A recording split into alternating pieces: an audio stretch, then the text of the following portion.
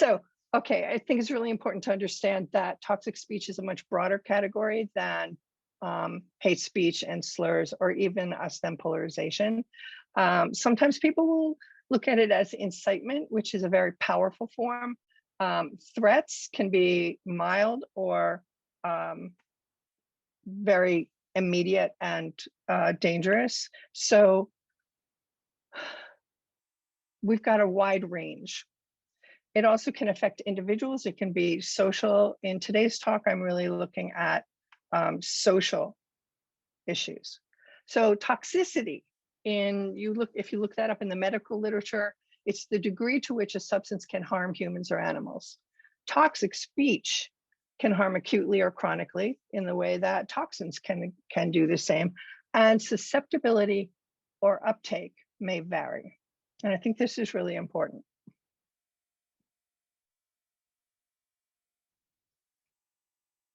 So my overall aim is to convince you that toxic speech has real health effects. And those effects can be on the individual, the social body, on political institutions. Those may generate fear, anxiety, wariness, anger, disgust, and all of those inflict stress. And this is the link between the normative and the causal. So we don't need to repeat the definition, but I think it's really important to see that what toxic speech issues and what it generates can be variable.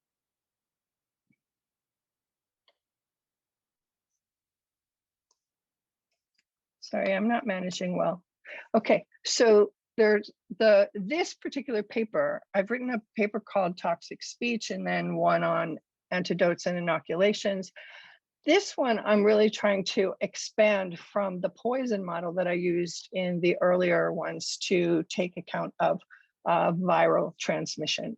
But it's really important to understand that the locus classicus of talk about toxic speech comes from what epidemiologists call the common source, which is, for their example, is a poisoned well. So there's a single source, individuals get dosed, their susceptibility varies.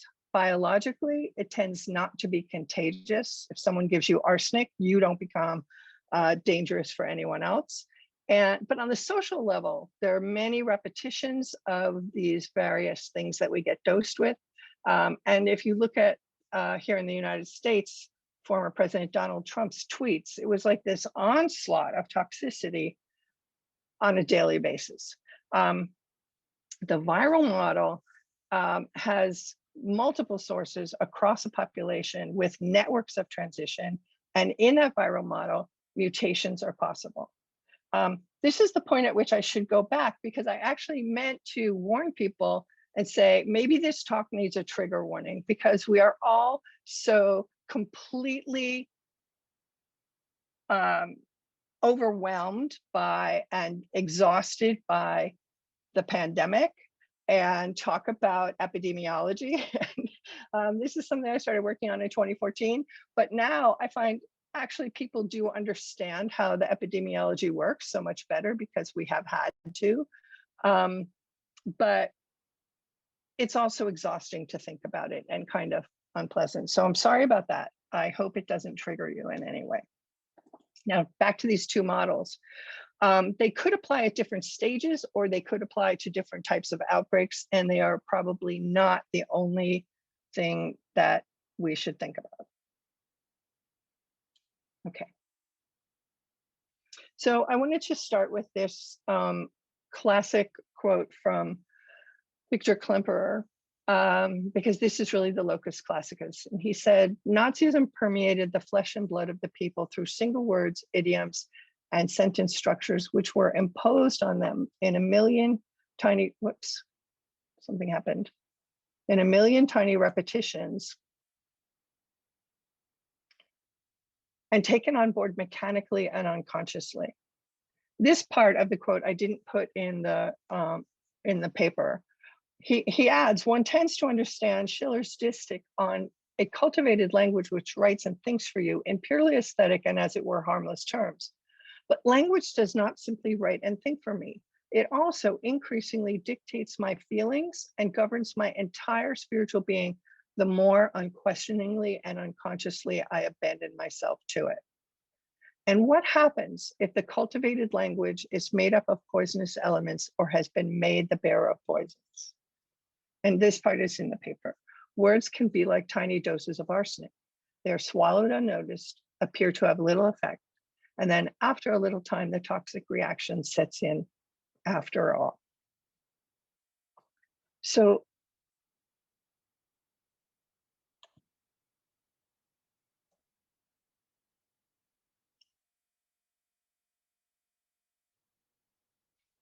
Klemper's poison analogy, there's a single source, the Nazi Party. It gets uptake because of the authority that the Nazi Party had that forced compliance. He notes that the uptake was pretty easy. The changes seemed trivial, so people didn't resist. Million tiny repetitions, he says. That's where we start to get the conceptual entrenchment, norm changes, and significant harms. Unlike arsenic, though, language can always propagate, and that's part of why we need this other model.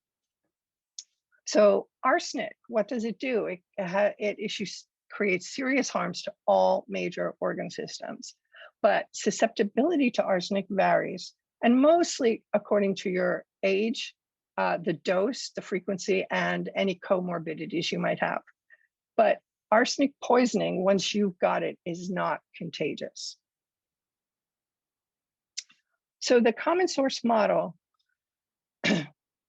this slogan, remove the pump handle, if you read a lot of epidemiology, this comes up again and again. In 1854, there was a cholera outbreak in London, and Dr. John Snow noticed that the cases tended to cluster. So he started mapping them, and he made this policy recommendation, remove the Broad Street pump handle. And in that area where people had been using that pump, the cases stopped. So this is interesting to me because the source was identified, but not the toxin. And what he did, or what the Board of Governors did, was disrupt the route of distribution. So removing the pump handle doesn't clean up the poisoned well. And similarly, shutting down Trump's Twitter eventually, like when he was going out of office, is parallel to removing the pump handle, but it's importantly different, again, because language is different. The licenses he issued continue to spread through the uptake of others. So just a word about epidemiology. Epidemiology looks at the damaged health in populations. It looks at the distribution of damages. It looks at the determinants, does surveillance, kind of a creepy word, analyzes what it finds when it does that surveillance in order to prevent. So to go back to the top, when it looks at that distribution, they look at both epidemics and endemic conditions. One of the things we're hearing right now about COVID is that COVID is likely to become endemic, like the flu and the common cold and other kinds of coronaviruses. But that doesn't mean we'll stop tracking it. It doesn't mean we'll stop paying attention to it. It may mean fewer people die. Determinants. Initially, epidemiology looked at physical and environmental determinants, but in recent decades, there's been much more attention to the social determinants of health. And sort of hat tip to Nancy Krieger, who has done a tremendous amount of work on that. Surveillance and analysis is, again, to discover patterns of poor health and to identify risk factors. And it's in the focusing on patterns where I see confluence between what epidemiology does and how inferential role semantics works. So the epidemiologist wants to discern harms, find and disrupt patterns. So now just some background on language. And this is going to go by too quick, but I take my marching orders from Wittgenstein, who said a language game is the whole. That is, we should consider a language game as the whole consisting of language and the actions into which it is woven. That's from the Investigations. If you look at my diagram, social practices are on the outside because without them, the rest would not be happening. And beyond the social is the material, and that's a really crucial element that I'm not talking about today. But a lot of philosophy has focused on that inner circle of speech acts. When I wrote Genocidal Language Games, I moved us out to, that is, I didn't move us, I moved out to language games, and tried to show that that was really important. And that was going on, it was happening. It's just that importing and discussing Wittgenstein in the connection to speech act theory wasn't as common. But language games are not the end of the story. To make sense of language games, we need discursive practices. And to make sense of discursive practices, we need social practices. And so we can read this from the inside out or from the outside in. One key factor is this is all normative. It's holistic, and like epidemiology, seeking patterns and being synchronic and diachronic in the analysis. So Wittgenstein warned us not to get too precise or careful or theoretical in understanding language games. But I actually really like this set of distinctions from Wilfrid Sellers' 1954 paper, Some Reflections on Language Games. And in that paper, he identifies language entry moves, language moves, and language exit moves. The language entry moves get us into the game, and they go from the world to words. Language moves are internal to the game, and that's where you have things like deferrals and challenges and similar things. Language exit moves are where actions within the game change permissions outside the game. And that's what I really was working on in Genocidal Language Games. How is it possible that a population that becomes trained to use words like Inyenzi and Nzoka, cockroach and snake, to talk about a subset of the population, how did that generate permissions for slaughter? But it's not always so dire. We do this all the time. So when you tell your doctor your symptoms and your doctor gives you a prescription, that's going from words, your testimony, to the world. We do it all the time.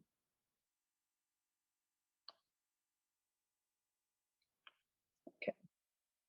So here's an example. Mary says, my dog is in my backyard. That's actually my dog Bowie, back when he was a puppy. But we're pretending it's Mary's. And Mary issues inference licenses that Mary has a dog, a backyard, the dog is in the yard, and so on. Each such utterance carries with it an automatic endorsement. So Mary issues licenses that are transferable. The hearer's use of those licenses, the hearer becomes entitled to use those and can defer justification for those claims, for the references, for the assertions, back to Mary. But the hearer can also challenge Mary and say, what dog? You have cats. That looks like Lynne's dog. All of these are about responsibilities, which is why I have the quote on the bottom from Brandom, who says, inferring is a kind of doing. Now, Brandom is indebted to David Lewis, one of his teachers, for the discussion of or for the use of the concept of scorekeeping and the kinematics of score.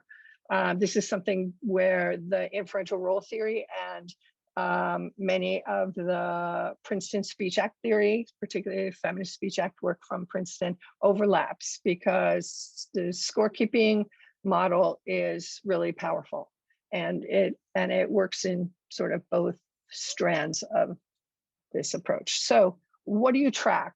You track speaker commitments, recipient entitlements, and the available moves at any given point in the language game.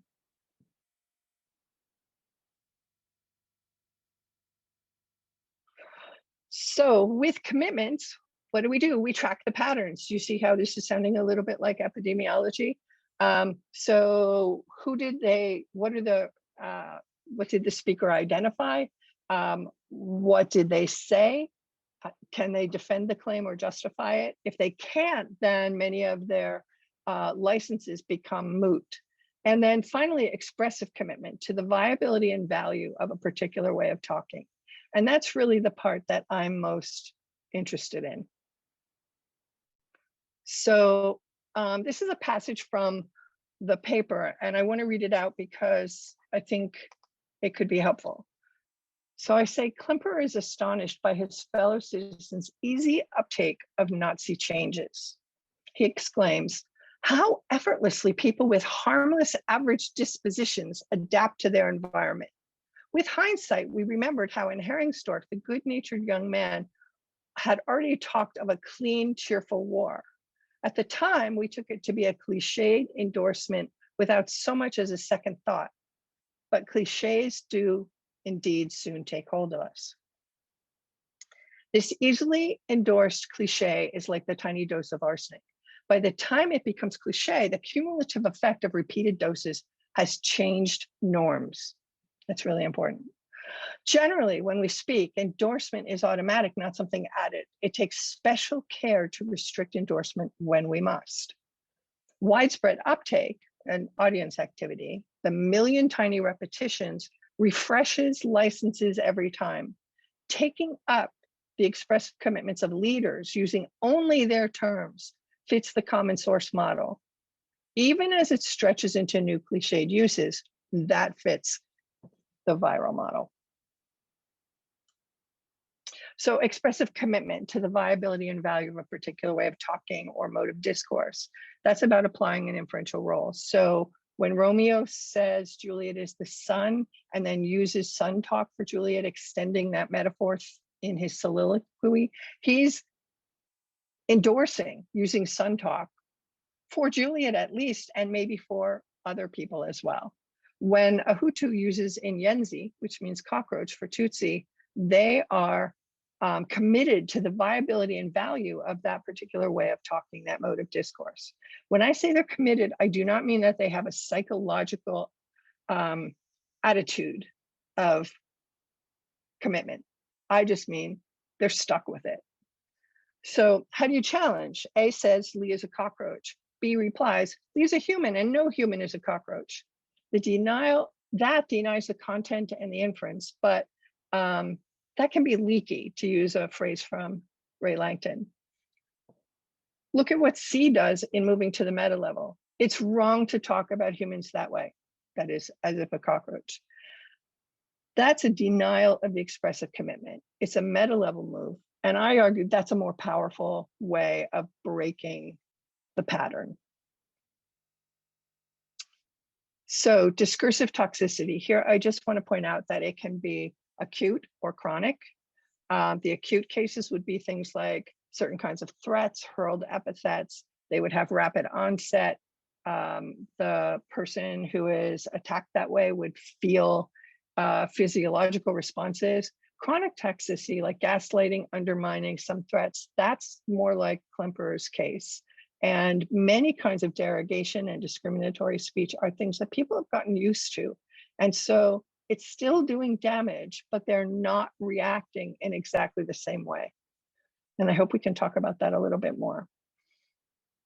So discursive toxicity is normative, it's holistic, seeking patterns, and again, synchronic and diachronic. So when we talk about toxicity factors, hang on, I lost everybody. When we talk about toxicity factors in medicine, you know, they look for substance, but language is not a substance. So what we need to do is ask, well, what is the material? Because these are the 4 factors that epidemiologists and medical people look at. They look at the material, the dose or concentration, the routes of delivery, and susceptibility or liability to be harmed. So the material, my first, it's not first, my long-standing, but I'm still not completely happy with them, thoughts are that what the material is racist speech, sexist and misogynistic speech, homophobia, ableism, xenophobia, and so much more. The dose and concentration, sometimes it's a single dose, sometimes it's multiple. The quantity that's given in any given dose, and the quality and potency. The routes, there, some of our attention to the pandemic, is helpful, thinking about how in the beginning contact was something we worried about. So everybody washed everything that came into their house or left it in the garage for 3 days or whatever. And now we recognize that COVID is not transmitted by contact, it's airborne, like so many other viruses. But what would the airborne parallel be? It would be widespread presuppositions, cultural messages, heteronormativity, things like that. On the susceptibility side, this is really crucial and needs a lot more work over a long time. Susceptibility and liability to be harmed. The question of who gives uptake, how these things get absorbed, how we can be pervious or impervious, how we can develop immunities. I think that's really important. And I don't think there are any easy answers. In my paper on antidotes and inoculations, I ultimately argue that it's got to be multifaceted, and it's not going to just be language that solves this problem. So we could talk about that. So viral transmission, multiple sources, susceptibility, variation is possible with the transmission. And there I want to just get you to think about the children's telephone game. I bet everybody here had played that at some point at some birthday party or school thing when you were a child, where once one kid picks a phrase, or maybe they're assigned a phrase, they say it to the next, and then the next, and then the next. And by the time you get to the end, it's completely a different utterance, right? And everybody laughs, or maybe they're horrified, but it's a game. We're a little upset right now about the mutations and variations that we're seeing with Corona. It's like not something to laugh about, right? But it's also really normal, and it happens in language, and it happens in medicine. So this project takes me into thinking about norms and causes. How can normative phenomena like speech practices have actual causal effects in the world? And the simple answer I give in the paper that I wrote for you is stress. But I'm sure there's much more to that story. So PTSD, toxic stress, these lead to very poor health outcomes. It's never only linguistic, but no speech act is only linguistic. And I'm going to say a little bit more about stress in a minute. Epidemiology makes causal or material analysis, not so much normative analysis. And even in social epidemiology, they look at correlations. But in talking about discursive changes, we need to track changing norms. And so there's a kind of mismatch, but an exciting opportunity to see how norms and causes can work. So a word about stress. I put the best at the bottom, positive stress. I don't know if any of you, Wimbledon just ended. I don't know if you play tennis or other kinds of sports, but pre-game jitters are a great example of positive stress. They activate the body's chemistry, boosting focus and energy. Maybe you had that right before your talk.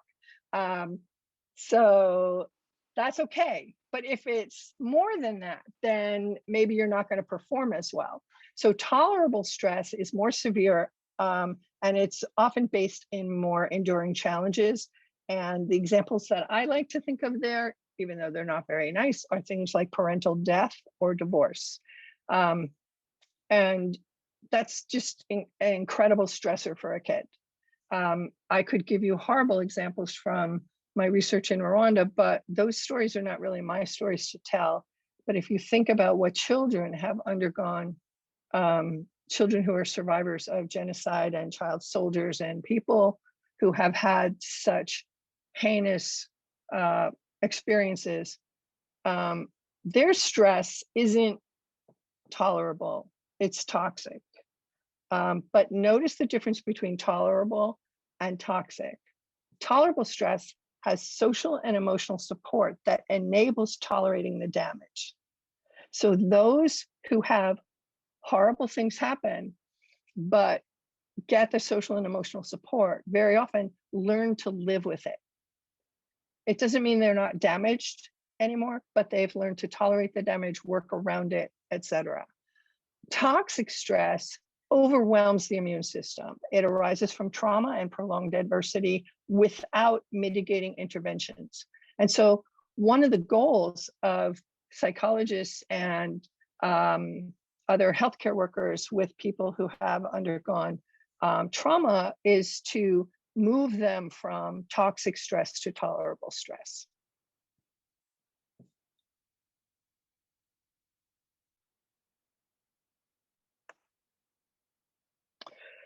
So one of the really exciting things I came upon with my research is something that pediatricians use. It's called the ACE score, Adverse Childhood Experiences. And I put the chart on the side, but you don't really need to spend time with that. I just want to point out on the blue part of the slide, ACEs are associated with some of the most common and serious health conditions facing our communities. And this is about adults, right, who have high ACE scores. So if you're 50 years old and you think that you have put a lot of the bad things from your childhood behind you, maybe you have not, and there's still work to do, because 62% of people have at least one ACE. People with 4 or more ACEs are, look at this, 37.5 times as likely to attempt suicide, 3.2 times as likely to have chronic lower respiratory disease, 2 to 2.3 times as likely to have a stroke, cancer, or heart disease, and almost 1.5 times as likely to have diabetes. Now, some of that comes from what's called frank disease, like it's just your body's reaction changes to your immune system, other things like that. Some of it has to do with self-medication through risky behaviors.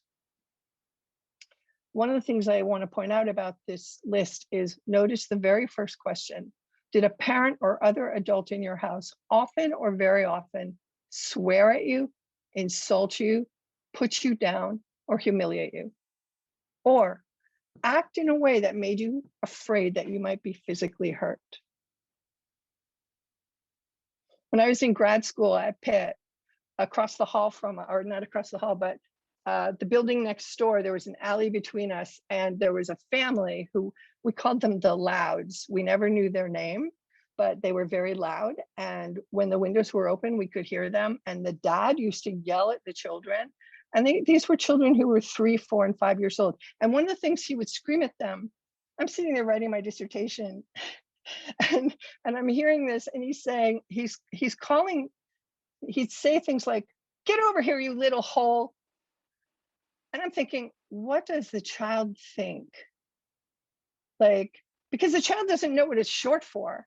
So do they think that the dad is saying, "Get over here, you little space of non-being"? I mean, I just have no idea what the child thinks, but the child does get the sense that the behavior might indicate impending violence, and that the tone is meant to humiliate, and so on. And that's just an aside. That's not in the paper. So this is the chart that ACEs people have come up with. And it's the mechanism by which these early childhood experiences influence health and well-being through the lifespan.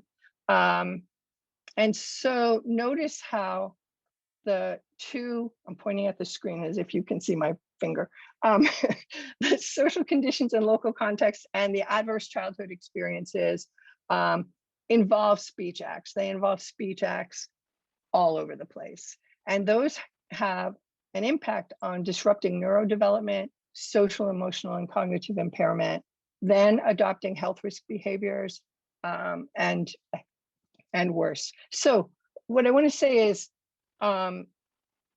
when I invoke stress and I think about things like ACEs, there's the immediate effect, and then there's the long-term effect. And very often we deal, as individuals, we deal with the immediate effect, but we don't think about that long-term effect. We think, yeah, that just happened and I'm over it. And I think it's very important as philosophers, when we think about the harm that language can do, to recognize that some speech acts have enduring consequences. Okay, so I want to wrap up. There's a lot more to say, but it's in the paper and you have it. So I want to use cite a passage that I put toward the end. It was an epigraph at the beginning as well. And it's from Claudia Rankine, her epic poem, Citizen and American Lyric. And she writes, another friend tells you, you have to learn not to absorb the world. She says sometimes she can hear her own voice saying silently to whomever, you're saying this thing, and I am not going to accept it. Your friend refuses to carry what doesn't belong to her.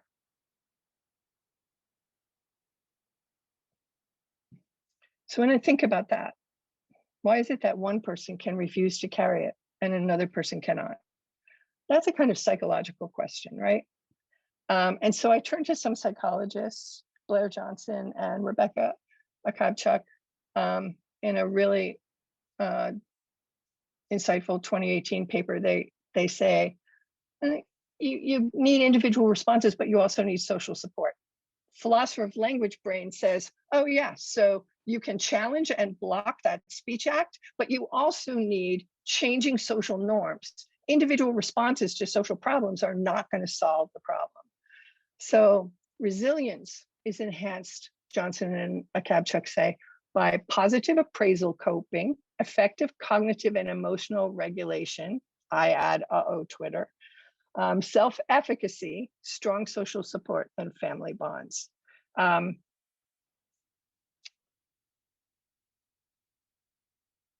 going to stop screen sharing. If you saw my initial thing, you would see that I had like 45 slides. I hope you weren't scared. So what I want to say is that there are a lot of strengths to this model, and there are some weaknesses to it. What I think is that if you look at epidemiology, biomedical epidemiology, and you look at social epidemiology, what you see is that the patterns of tracking changes to behaviors and to not only speech acts, but also uptake, that tracking those patterns helps to have the tools of something like inferential role semantics in your back pocket. It doesn't mean it's the only tool that you could ever use. There are a lot of good tools around, and part of what I'm really excited about right now about what's going on in philosophy of language is that many of us are developing accounts that show how different tools can highlight ways of understanding the phenomenon, ways of understanding ourselves and what we think we're doing, and then what we actually are doing, and ways of resisting. But that resistance comes at a price. And sometimes the price is our health. So I think I'll stop there. Thank you very much for coming today and for listening to me. And I hope you'll read the paper.